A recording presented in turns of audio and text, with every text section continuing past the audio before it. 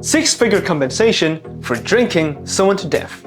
This is a true case that occurred in October 2017 in Anning City, Yunnan Province. Zhang was invited by his friend Ma to have dinner at a hot pot restaurant in a shopping center. Ma, who was hosting, was very enthusiastic and prepared an entire case of baijiu, which is Chinese white liquor.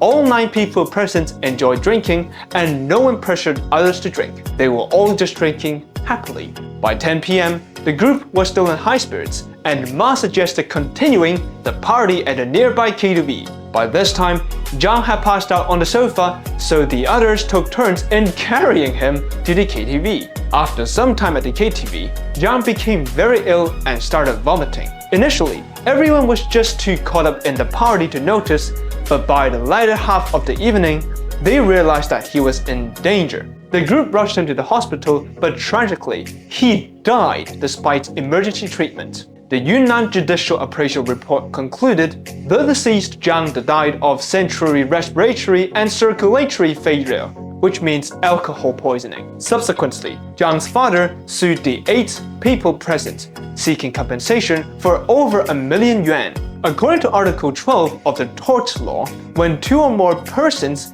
commit separate torts causing the same harm, if the extent of liability can be determined, the tortfeasors shall bear corresponding liability. If the extent of liability is difficult to determine, the tortfeasors shall share the compensation liability equally. After reviewing surveillance footage, the court found that the 8 defendants had not forced or pressured Zhang to drink. His drinking was totally voluntary. Therefore, the court ruled that Zhang should bear 70% of the responsibility for his own death. Ma, as the person who invited Zhang, was assigned 10% responsibility and ordered to pay a little over 40,000 yuan.